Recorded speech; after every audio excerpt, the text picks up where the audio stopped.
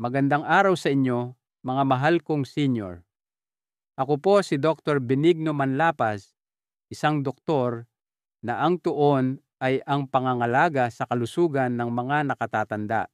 Babala, kung kayo po ay higit sa 60 taong gulang, isang maliit na pagkakamali sa inyong panggabing merienda ay maaaring tahimik na sumisira sa inyong tulog at naglalagay sa panganib ng inyong puso. Maaaring iniisip ninyo na malusog ang inyong kinakain. Ngunit paano kung sabihin ko sa inyo na ang ilang karaniwang pagkain na pinaniniwalaang mabuti, kahit pa isang basong maligamgam na gatas o isang maliit na mangkok ng prutas, ay maaaring nagiging sanhi ng pag-ihi sa gabi, nagpapahina sa inyong pantog, at nagpapataas pa ng panganib na madulas kayo sa gabi. Bilang isang doktor, napakarami ko nang nakitang senior na gumigising ng 2 hanggang 3 beses bawat gabi sa pag-aakalang ito'y dahil lamang sa pagtanda, para lamang matuklasan na ang tunay na problema ay kung ano ang kanilang kinain at kailan nila ito kinain. Kaya ngayon, ipapakita ko sa inyo ang 3 simpleng buto na karaniwan ng nasa karamihan ng mga kusinang Pilipino na maaaring magpakalma sa inyong pantog, magbawas ng mga pagpunta sa banyo sa gabi, at tulungan kayong makatulog ng 6 hanggang 7 oras ng dire-diretso at natural. Ngunit bago tayo magsimula, nais ko sanang marinig mula sa inyo. Saan po kayo nanonood ng video na ito? At anong oras na po diyan ngayon? Paki-share po sa mga komento, kahit isang linya lang ay nagpaparamdam sa akin na mas konektado ako sa inyo. At kung nakakatulong po ito, mag-subscribe po sana kayo sa channel para hindi ninyo makaligtaan ang isa pang nakapagbabagong buhay na payo na espesyal na ginawa para sa mga nakatatandang tulad ninyo. Pagkatapos ng edad na 60, may isang tahimik ngunit mahalagang pagbabago na nagsisimulang mangyari sa loob ng ating katawan. Isang pagbabago na iilan lamang na nakatatanda ang nasasabihan.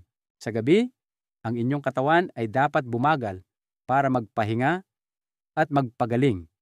Ngunit isang maliit na hormone na tinatawag na vasopressin ay madalas na hindi na gumagana tulad ng dati. Ang trabaho ng hormone na ito ay sabihan ang inyong mga bato na gabi na, magpahinga na kayo, huwag gumawa ng masyadong maraming ihi. Ngunit ngayon, ang mensaheng iyon ay nagiging mahina o naantala, kaya't ang inyong mga bato ay patuloy na nagsasala ng likido na para bang araw pa rin. At dahil dito, ang inyong pantog ay nagsisimulang mapuno kahit na ang isip ninyo ay gustong matulog. Ito ang dahilan kung bakit napakaraming senior ang nagigising ng 2:00 o 3:00 ng madaling araw. Hindi dahil sa uhaw, hindi dahil sa sakit, kundi dahil lamang hindi na alam ng kanilang katawan na gabi na. At hindi lang iyon. Pagkatapos ng siksindi, ang mismong pantog ay nagiging mas sensitibo. Halos parang isang sobrang alertong tanod. Noong mas bata pa kayo, kayang maglaman ng inyong pantog ng 400 hanggang 500 ml bago kayo tawagin para umihi. Ngunit ngayon, kahit 150 o 200 ml lang na halos kalahating baso lang ng tubig ay maaaring magdulot na ng matinding pagnanais na umihi. Ang mga nerbiyos sa loob ng pantog ay nagsisimulang magpadala ng mga senyales ng mas madali, mas mabilis, kahit na walang tunay na emergency. Parang ang inyong katawan ay sumisigaw ng saklolo nang walang dahilan. Ginigising kayo para sa isang pangangailangan na hindi naman apurahan. Nang paulit-ulit, mayroon ding isa pang nakatagong dahilan na hindi napapansin ng maraming senior. Ang pagkawala ng mas ng kalamnan pagkatapos ng 60. Maaaring mukhang mas payat ang inyong mga binti, ngunit ang mas mahalaga, ang inyong mga kalamnan ay nagsisilbing parang espongha para sa tubig sa maghapon. Habang kayo ay nakaupo o nakahiga, ang likido ay may tendensyang tahimik na maipon sa ibabang bahagi ng mga binti, lalo na kung hindi kayo gaanong gumagalaw. Pagkatapos, kapag humiga na kayo sa gabi, ang naipong likidong ito ay bumabalik sa inyong daluyan ng dugo at sasabihin ng inyong mga bato, oras na para ilabas ito. Ito ang dahilan kung bakit maraming senior ang maayos naman ang pakiramdam sa araw, ngunit biglang nakakaramdam ng pangangailangang umihi ng mas madalas kapag nahiga na sila sa kama. Ngunit narito ang magandang balita. Kapag binigyan ninyo ang inyong katawan ng tamang suporta, magsisimula itong muling makipagtulungan sa inyo. Isa sa mga pinakamagiliw na paraan ay sa pamamagitan ng mga butong mayaman sa nutrition tulad ng flax seeds, buto ng kalabasa, o itim na linga. Ang mga natural na pagkaing ito ay mayaman sa mga mineral na tumutulong magpakalma sa mga kalamnan ng pantog, magbawas ng pamamaga, at sumuporta sa balanse ng hormone. Isang kutsara lang sa isang araw na ininom sa tamang oras ay maaaring gumawa ng tunay na pagkakaiba, hindi sa isang gabi, kundi dahan-dahan at tuloy-tuloy. Maraming nakatatanda sa buong Pilipinas ang natuklasan na mas malalim ang kanilang tulog, mas kaunti ang paggising, at mas sariwa ang pakiramdam, lahat sa pamamagitan ng pagbibigay galang sa tahimik na pangangailangan ng kanilang katawan. Kaya hindi ito dahil lang sa pagtanda. Ito ay ang inyong katawan na humihingi ng tulong sa mga bagong paraan. At kapag sinimulan ninyong pakinggan ito ng may kabaitan at pag-unawa, ang paggaling ay nagsisimula. Isang mahimbing na gabi sa bawat pagkakataon. 3 buto na tumutulong sa mga senyor na makatulog ng mahimbing sa gabi, suportado ng siyensya at mga tunay na kwento. Una, flax seeds. Ang magiliw na mandirigma ng omega-3 na nagpapakalma sa inyong pantog. Sa maraming kusinang Pilipino, mayroong isang maliit na garapon na tahimik na nakalagay malapit sa lalagyan ng mga pampalasa, puno ng maliliit na kayumangging flax seeds. Karamihan sa mga tao ay alam na ang flax seeds ay mabuti para sa panunaw o mayaman sa fiber, ngunit iilan lamang ang nakakaalam ng tunay na dahilan kung bakit ang mga hamak na butong ito ay makakatulong sa mga nakatatanda na makatulog ng mahimbing sa gabi. Ang flax seeds ay isa sa pinakamahusay na pinagmumulan ng omega-3 fatty acids para sa mga hindi kumakain ng karne, lalo na ang isang uri na tinatawag na alpha-linolenic acid. Ngayon, marahil ay nagtataka kayo, ano ang kinalaman ng omega-3 sa pag-ihi sa gabi? Hayaan ninyong ipaliwanag ko ng dahan-dahan. Habang tayo ay tumatanda, ang pamamaga sa loob ng katawan ay tumataas, kabilang na sa mga pader ng pantog. Ang pamamaga na ito ay ginagawang mas iritable at magugulatin ang pantog, na nagiging sanhi ng pagpapadala nito ng mga senyales na humihina ngayon, kahit na bahagya pa lang itong puno. Tinutulungan ng flax seeds na bawasan ang pamamaga na ito, na nagre-relax sa mga makinis na kalamnan ng pantog at pinapayagan itong umunat at maglaman ng kaunti pabago maramdaman ang pangangailangang umihi. Nangangahulugan iyon ng mas kaunting maling alarma sa 2:00 ng umaga, mas kaunting pagpunta sa banyo, at mas tuloy-tuloy na tulog. Ngunit mayroon pa, naglalaman din ang flax seeds ng lignans, mga natural na compound ng halaman na sumusuporta sa balanse ng hormone, lalo na sa mga babaeng postmenopausal. Dahan-dahang pinapabuti ng mga compound na ito ang kalidad ng tulog, binabawasan ang sakit sa kasukasuan at pinapagaan ang sobrang aktibong pantog na madalas makita sa mga nakatatanda. Hayaan ninyong ikuwento ko si Mang Nestor, isang retiradong punong guro mula sa Pampanga. Sa loob ng mahigit 1 taon, gumigising na siya ng 2 beses, minsan 3 beses bawat gabi. Itinigil na niya ang pag-inom ng tubig pagkatapos ng 7:00 ng gabi, umiwas sa tsaa, at nilaktawan pa ang mga prutas sa gabi. Ngunit dumarating pa rin ang pagnanais na umihi. Isang araw, nabasa ng kanyang anak na babae ang tungkol sa flax seeds at nagdagdag lamang ng 1 kutsaritang dinurog na sinangag na flaxseed sa kanyang lugaw sa hapunan. Sa loob ng 1 linggo, sabi ni Mang Nestor, ay ramdam na niya ang pagkakaiba. Ang kanyang pantog ay naramdaman niyang mas tahimik at pagsapit ng 2 linggo, gumigising na lamang siya ng 1 beses. At minsan ay hindi na talaga. Ang kanyang mga salita ay tumatak sa akin. Akala ko ang pagtanda ay nangangahulugang pira-pirasong tulog. Pero ngayon, napagtanto ko na ang katawan ko pala ay humihingi lang ng kaunting tulong.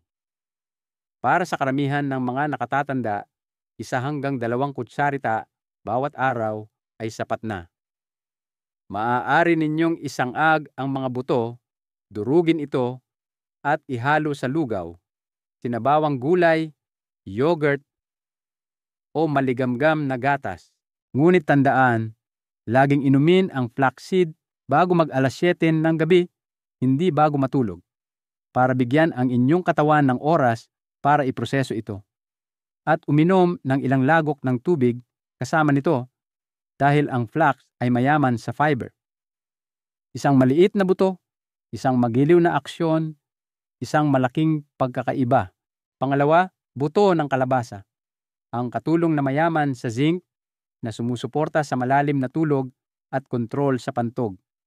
Ngayon, pag-usapan natin ang isang berdeng buto na marahil ay nakikita ninyo sa ibabaw ng mga kakanin o sa loob ng mga energy balls. Ang buto ng kalabasa. Ang maliliit na butong ito ay puno ng zinc, isang mineral na tahimik na sumusuporta sa kalusugan ng prostata sa mga lalaki at sa urinary tract sa mga babae. Tumutulong ang zinc na bawasan ang bahagyang pamamaga sa sistema ng pag-ihi at pinapabuti ang lakas ng mga kalamnan na pumipigil sa ihi. Ngunit hindi lang iyon. Ang buto ng kalabasa ay mayaman din sa tryptophan, isang amino acid na tumutulong sa katawan na gumawa ng serotonin na sa kalaunan ay nagiging melatonin, ang hormone na tumutulong sa atin na matulog ng malalim. Kaya kapag kumakain kayo ng buto ng kalabasa, 2 magagandang bagay ang ginagawa ninyo. Tinutulungan ninyong magpahinga ang inyong pantog at tinutulungan ninyong mag-relax ang inyong utak para makatulog. Maraming doktor sa Pilipinas ang nagsimulang magrekomenda ng buto ng kalabasa sa mga senyor na nagrereklamo ng mababaw at putol-putol na tulog, lalo na kung ito ay konektado sa madalas na pag-ihi. Hayaan ninyong ibahagi ko ang kwento ni Aling Cora, isang 68 taong gulang na byuda mula sa Cebu na nakatira kasama ang kanyang nakababatang kapatid. Gabi-gabi, nakahiga siya sa kama naghihintay ng antok. At kapag nagsisimula na siyang makatulog, darating ang pagnanais na umihi. Naging isang tahimik na siklo ito. Makatulog, magising para umihi, makatulog muli, at magising na naman bago mag-umaga. Bumagsak ang kanyang lakas. Nagbago ang kanyang mood. Itinigil pa niya ang pagdalo sa mga sesyon ng panalangin sa umaga sa simbahan. Isang gabi, narinig niya ang tungkol sa buto ng kalabasa sa isang community health talk.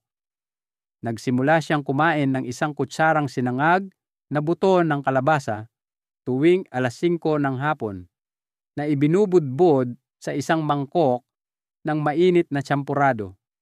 Sa loob ng 10 araw, bumuti ang kanyang tulog. Nagsimula siyang matulog mula 10:00 ng gabi hanggang 4:30 ng umaga nang hindi nagigising. Ang kanyang boses, nang ibahagi niya ito sa akin, ay puno ng kagalakan. Nakalimutan ko na kung ano ang pakiramdam ng tunay na tulog. Ngayon, gumigising akong nakangiti. Ang pinakamahusay na paraan upang kainin ang buto ng kalabasa ay bahagyang sinangag, walang asin, at hindi bababa sa 2 hanggang 3 oras bago matulog. Maaari ninyo itong idagdag sa sopas sa gabi o nguyain lamang ito ng tuyo na may ilang lagok ng maligamgam na tubig. Para sa mga may problema sa ngipin, ang pagdurog ng mga buto at pagdaragdag nito sa yogurt o maligamgam na gatas ay epektibo rin. Isang kutsara, isang pagbabago, isang mas magandang gabi. Pangatlo, itim na linga. Ang nagpapainit na sinaunang lunas na nagpapaginhawa sa mga gabing malamig at nagpapalakas sa mga bato. Sa bawat sulok ng Pilipinas, mula Luzon hanggang Mindanao, ang itim na linga ay ginagamit na sa loob ng maraming henerasyon upang magbigay ng init, lakas, at katatagan. Ngunit iilan lamang ang nakakaalam kung gaano ito kalakas sa pagbabawas ng paghihi sa gabi, lalo na tuwing taglamig o para sa mga senyor na madaling ginawin sa gabi.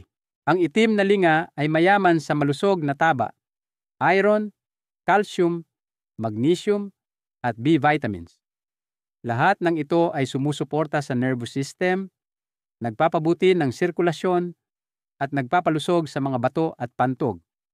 Sa tradisyonal na gamutan, ang itim na linga ay itinuturing na isang pampalakas para sa mga bato na may malaking papel sa kung gaano kadalas tayo nakakaramdam ng pangangailangang umihi sa gabi.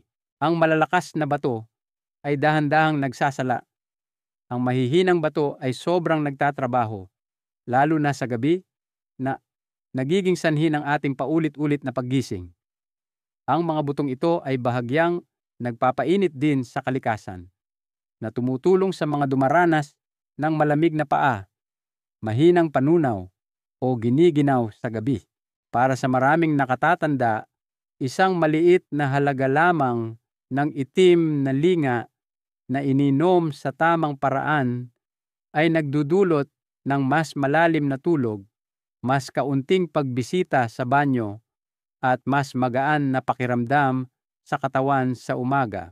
Hayaan ninyong ipakilala ko sa inyo si Mang Tomas, 71, mula sa Baguio.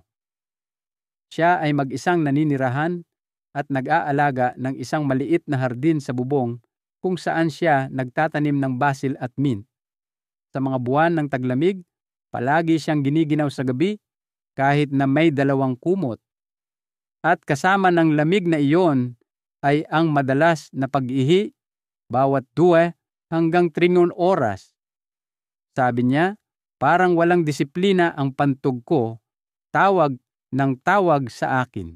Ang kanyang kapitbahay, isang matandang herbalista, ay nagmungkahi ng isang tradisyonal na inumin, maligamgam na gatas na may dinurog na itim na linga na iniinom tuwing 6:30 ng gabi, 1 oras bago maghapunan. Sinunod ito ni Mang Tomas sa loob ng 2 linggo at ang mga resulta ay tahimik ngunit kapansin-pansin. Ngayon, 1 beses na lang siyang gumigising, minsan ay hindi na, at sinabi niyang pakiramdam niya ay kalmado siya sa gabi. Ang init ay nananatili sa kanyang tiyan. Ang kanyang mga binti ay hindi na gaanong malamig at ang kanyang tulog ay hindi na napuputol. Upang ihanda ang inuming ito, isangag ang itim na linga. Durugin ito hanggang maging pino at itabi sa isang garapon. Bawat gabi, pakuluan ang 200 ml ng gatas ng baka. Haluin ang kalahating kutsarita ng dinurog na linga at dahan-dahang higupin. Walang asukal, walang panutsa, kundi ang banayad na las ng ginhawa. Tandaan, kung kayo ay may diabetes o lactose intolerant, ihalo ang pulbos sa maligamgam na tubig sa halip o idagdag ito sa isang maliit na mangkok ng lugaw o kanin. Isang buto mula sa tradisyon, isang higop ng paggaling, isang gabi ng kapayapaan. Paano kainin ang mga buto sa tamang paraan at iwasan ang mga karaniwang pagkakamali na sumisira sa inyong tulog? Bilang mga nakatatanda, madalas nating marinig na ang mga buto ay malusog, kainin araw-araw. At oo, ang flax seeds, buto ng kalabasa, at itim na linga ay puno ng lakas at paggaling. Ngunit kung kinain sa maling oras o sa maling paraan, ang kanilang kapangyarihan ay nababawasan o mas malala, maaari nilang guluhin ang panunaw o pagtulog. Kaya ngayon, sabay-sabay nating lakbayin ang 5 simpleng hakbang upang gamitin ang mga butong ito ng matalino, hindi lamang bilang pagkain, kundi bilang tahimik na gamot para sa mahimbing na gabi. Ang pinakamainam na oras para kumain ng mga buto ay bago mag alas 7 ng gabi. Hindi masyadong maaga, hindi masyadong huli. Ang inyong katawan, pagkatapos ng siksit, ay medyo mabagal kumilos. Mas matagal ang panunaw at nagiging mas banayad ang pagsipsip ng nutrisyon. Kaya ang oras ng pagkain ninyo ay kasing halaga ng kung ano ang inyong kinakain. Ang mga buto ay siksik sa nutrisyon, ngunit kailangan din nila ng oras para matunaaw bago kayo humiga para matulog. Iyon ang dahilan kung bakit ang perpektong oras para kumain ng mga buto ay sa pagitan ng alas 4 ng hapon at alas 6:30 ng gabi. Nagbibigay ito sa inyong katawan ng 3 hanggang 4 na oras bago matulog, sapat na para iproseso ang mga taba, mineral, at fiber sa loob ng mga buto. Ang pagkain ng mga buto ng huli na, sabihin na natin pagkatapos ng alas 8 ng gabi, ay maaaring magdulot ng pamamaga ng tiyan, heartburn, o kahit na bahagyang pagmamadali sa pag-ihi. At ang pagkain nito ng masyadong maaga, tulad ng bago mananghalian, ay maaaring maging sanhi na makalimutan ninyong uminom ng sapat na tubig na maaaring magdulot ng constipation. Kaya maghanap ng isang tahimik na sandali sa hapon, marahil kasabay ng inyong merienda o isang tasa ng maligamgam na gatas, at gawin iyong oras para sa inyong buto.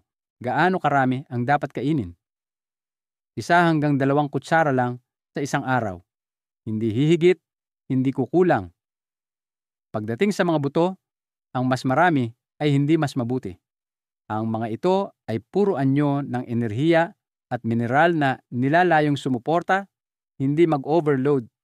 Para sa karamihan ng mga senior na Pilipino, 1 hanggang 2 kutsara bawat araw na mga 10 hanggang 20 gramo ang tamang-tama. Ang higit pa rito ay maaaring magdulot ng kabigatan, lalo na sa mga may mas mabagal na metabolismo o mahinang panunaw. At ang mas kaunti rito ay maaaring hindi magbigay ng pare-parehong benepisyo na kailangan para pakalmahin ang pantog o pabutihin ang tulog. Ang isang magandang gabay ay 1 kutsara, halos 1 sandok na kutsara sa kusina para sa mga nagsisimula pa lang. Pagkatapos ng 1 linggo, kung maganda ang pakiramdam ng inyong katawan, maaari kayong magdagdag hanggang 2, ngunit hindi nahihigit pa, at laging tandaan na nguyain ng mabuti kung buo itong kinakain o isangag at durugin para mas madaling matunaw. Isipin ito na parang gamot mula sa kalikasan, mahalaga ang dosis. Ang isang maliit na hakbang na ginagawa araw-araw ay nagdudulot ng resulta. Ano ang dapat iwasan? Walang malamig na gatas, walang maasim na prutas, at hindi kailanman dapat pagkatapos mismo ng hapunan.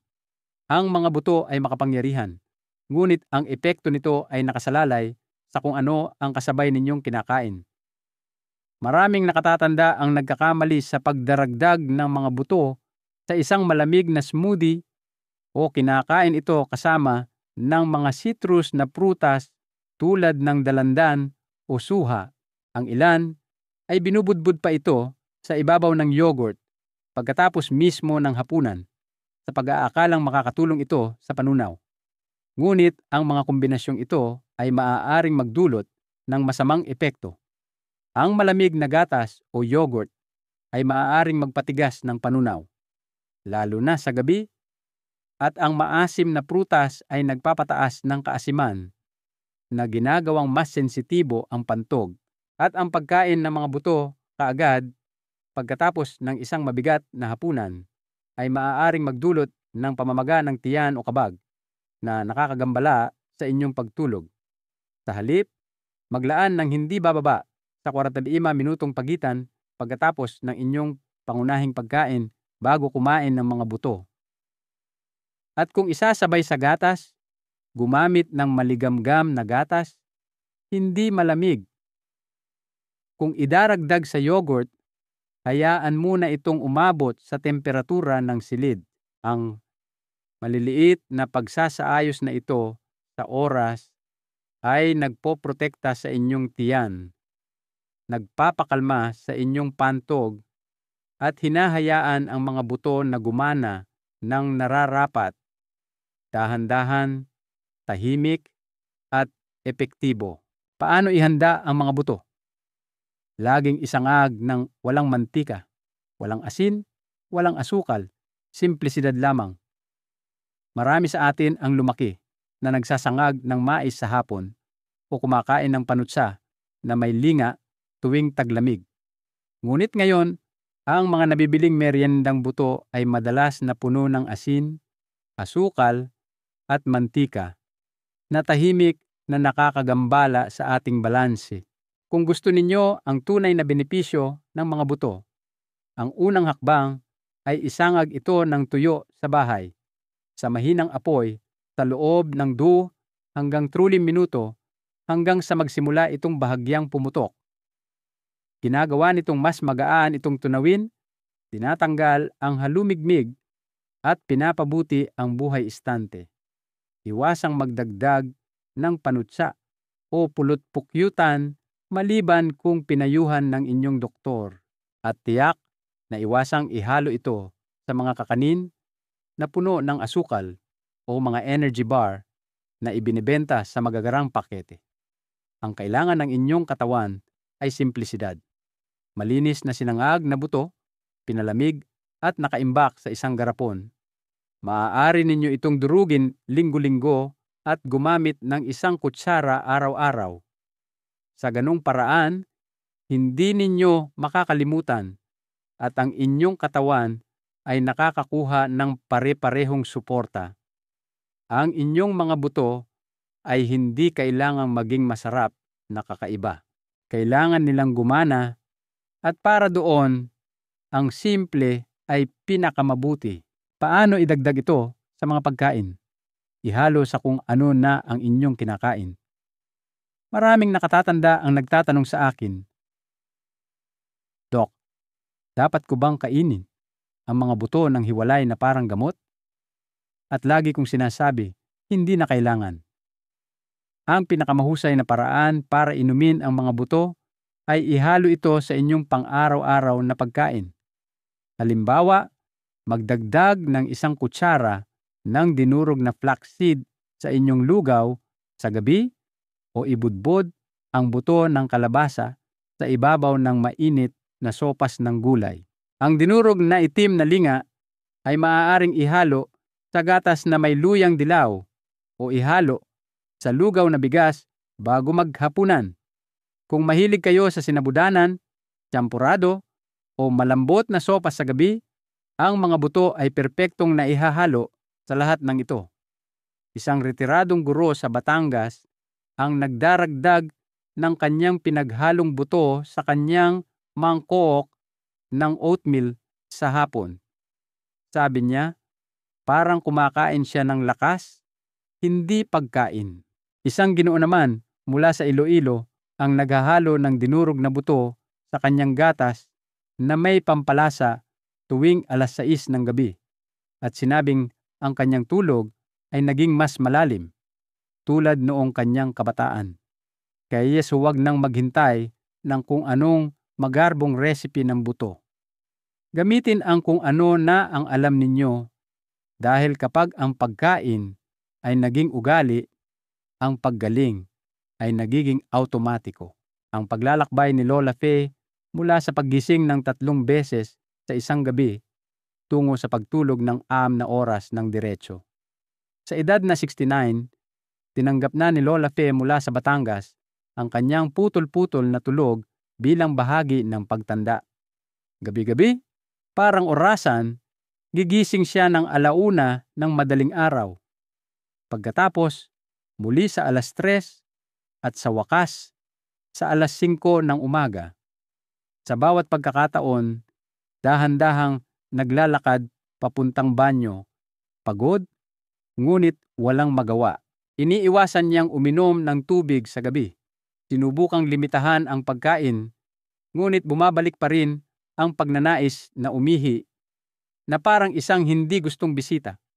Ang kanyang mga umaga ay mabigat ang pakiramdam. Uupo siya sa tabi ng bintana na may isang tasang kape, ngunit ang kanyang mga mata ay walang sigla, nawawala ang kanyang ngiti.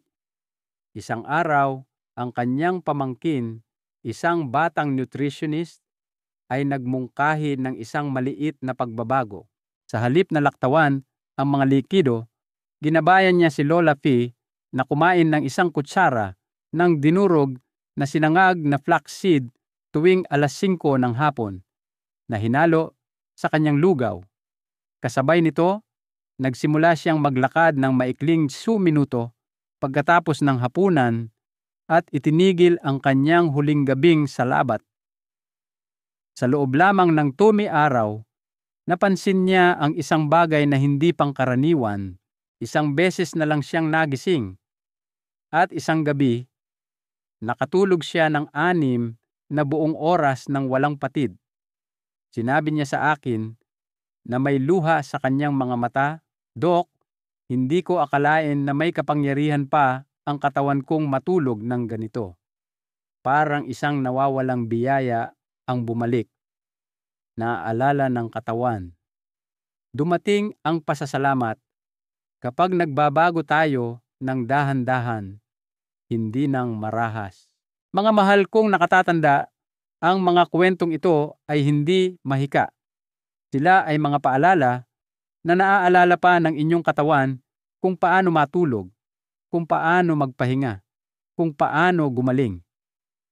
Naghihintay lamang ito na suportahan ninyo ito. Hindi sa pamamagitan ng presyon, hindi sa pamamagitan ng parusa, kundi sa maliliit at napapanahong kabaitan. Maging ito man ay isang kutsara ng linga bago lumubog ang araw o ilang mahinahong paghinga sa gabi, ang pagbabago ay hindi kailangang maging malaki para maging makapangyarihan. At kapag binigyan ninyo ang inyong katawan ng tamang ritmo, tamang pagkain, at tamang espasyo, ito ay tumutugon. Minsan, tahimik, minsan mabilis, ngunit laging may pasasalamat. Dahil ang paggaling sa katandaan ay hindi tungkol sa kontrol. Ito ay tungkol sa kooperasyon. Kaya kung ang inyong mga gabi ay hindi mapakali, tandaan na hindi pa huli ang lahat. Hindi pa sumusuko ang inyong katawan sa inyo. Marahil ang hinihintay lang nito ay maniwala kayo sa isang maliit na hakbang na ginawa ng may pag-iingat, ginawa ng may pagmamahal, mga karaniwang maling paniniwala tungkol sa mga buto at paghihi sa gabi at kung ano ang dapat malaman ng mga nakatatanda sa Pilipinas. Una, kumakain na ako ng mga buto pero gumigising pa rin ako sa gabi. Ito ang pinakakaraniwang naririnig ko mula sa mga nakatatanda sa mga health talk o follow-up calls. Sabi nila, "Doc, nagdagdag na ako ng flaxseed o buto ng kalabasa sa pagkain ko. Pero kailangan ko pa ring gumising ng 2:00 ng umaga." At ang unang itatanong ko ay, anong oras ninyo ito kinakain? Dahil ang tiyempo ay lahat, ang pagkain ng mga buto pagkatapos ng 8:00 ng gabi o masyadong malapit sa oras ng pagtulog ay hindi nagbibigay sa inyong katawan ng oras para matunaw ito. Sa halip na pakalmahin ang inyong pantog, maaari itong manatiling mabigat sa inyong tiyan na lalong nakakagambala sa pagtulog. Para sa pinakamahusay na resulta, kainin ang inyong mga buto sa pagitan ng 4:00 at 7:00 ng gabi bilang bahagi ng isang magaan na pagkain.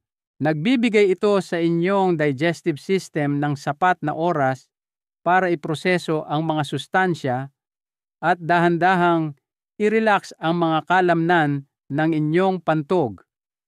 Kaya kung hindi gumagana ang mga buto para sa inyo, tingnan muna ang orasan, hindi ang buto. Pangalawa, nagpapainit sa katawan ko ang mga buto, kaya itinigil ko ang paggamit nito. Maraming nakatatanda ang naniniwala na ang mga buto, lalo na ang linga o flax, ay mainit at dapat iwasan lalo na sa tag-araw. Ngunit ito ay bahagyang totoo lamang at madalas na hindi nauunawaan. Oo, kung sobra-sobra ang pagkonsumo o sa maling oras, ang ilang buto ay maaaring lumikha ng init o kabigatan. Ngunit kapag kinain sa tamang dami at sa tamang oras ng araw, sila ay talagang tumutulong na balansehin ang inyong sistema. Hindi guluhin ito. Halimbawa, ang sinangag na itim na linga na ininom sa isang mainit na inumin tuwing 6:30 ng gabi sa panahon ng taglamig ay nakakatulong na mabawasan ang pag-ihi sa gabi, at ang flaxseed kapag sinangag at dinurog ay sumusuporta sa kalusugan ng kasukasuan at balanse ng hormone nang hindi lumilikha ng init. Kaya sa halip na alisin ng tuluyan ang mga buto sa inyong dieta, subukang ayusin ang bahagi at oras. Makikita ninyo na ang kalikasan, kapag ginamit ng matalino, ay bihirang magdulot ng pinsala. Pangatlo, sinubukan kong kumain ng mga buto minsan pero walang nangyari. Ito ay isang natural na pakiramdam. Susubukan ninyo ang isang bagay na bago at kapag walang pagbabago, pagkatapos ng 1 o 2 araw, nawawalan kayo ng tiwala. Ngunit ang paggaling, lalo na pagkatapos ng siksinta, ay hindi nangyayari sa isang gabi. Ang inyong katawan ay may mga tao ng ugali, pamamaga at ritmo. Kaya kapag gumawa kayo ng isang positibong pagbabago, kailangan ng oras para magpakita ng mga resulta. Karamihan sa mga nakatatanda na nakakita ng malinaw na pagbuti sa pagtulog o kalusugan ng pantog ay ginawa ito pagkatapos ng 4 hanggang 10 araw ng tuloy-tuloy na paggamit. Nangangahulugan iyon ng 1 hanggang 2 kutsara ng dinurog na sinangag na buto araw-araw sa parehong oras ng walang palya. Kailangang matutunan ng inyong katawan ang bagong routine. At tulad ng isang bata, pinakamahusay itong tumutugon sa pasensya at regular na pangangalaga. Kaya kung sinubukan ninyo ito minsan at sumuko, dahan-dahan kong hinihiling na subukan ninyo ulit. Sa pagkakataong ito, sa loob ng 7 araw ng diretso. Pang-4, hindi ko gusto ang lasa ng mga buto o hindi ako sanay sa mga ito. Totoo, Sa una, ang tekstura o lasa ay maaaring kakaiba, lalo na kung hindi kayo sanay kumain ng mga buto sa inyong regular na dieta. Ngunit, ang ganda ng mga butong ito ay madali silang maihalo sa mga pagkaing kinakain ninyo na araw-araw. Hindi ninyo kailangang kainin ito ng hilaw o mag-isa. Ihalo lamang ito sa kung ano na ang inyong kinagigiliwan. Magdagdag ng 1 kutsarita ng dinurog na flaxseed sa inyong lugaw sa gabi o ihalo ang dinurog na linga sa inyong maligamgam na gatas o sopas. Ang buto ng kalabasa ay maaaring durugin at ibudbod sa ibabaw ng tsampurado o malambot na sinabudanan. Ang ilang nakatatanda ay idinadagdag pa ang kanilang pinaghalong buto sa kanin na may yogurt sa temperatura ng silid lamang o inihahalo ito sa lugaw na bigas. Ang layunin ay hindi lumikha ng mga bagong ugali mula sa simula, kundi pagyamanin kung ano na ang gumagana para sa inyo. Kaya kung ang lasa o tekstura ay parang isang hadlang, tandaan na may kaunting pagkamalikhain. Ang mga buto ay maaaring mawala sa inyong pagkain at tahimik na simulan ang kanilang gawaing pagpapagaling. Ang pinakamahalagang aral dito, mga kaibigan, ay ang ating katawan ay laging may kakayahang gumaling at bumuti anuman ang ating edad. Kailangan lang natin itong pakinggan, unawain at bigyan ng tamang suporta na mula sa kalikasan. Huwag po tayong sumuko sa pag-aakalang ang mga hirap na nararamdaman natin ay normal lang sa pagtanda. May pag-asa at may paraan. Sana po ay nakatulong ang mga payong ito. Kung mayroon kayong natutunan o may kwento kayong nais ibahagi, mangyaring mag-iwan po ng komento sa ibaba. Gusto ko pong marinig ang inyong mga karanasan. Huwag din pong kalimutang mag-subscribe para sa mas marami pang payong pangkalusugan at ibahagi ito sa inyong mga kaibigan at kapamilya na maaaring makinabang din. Mag-ingat po kayong lahat.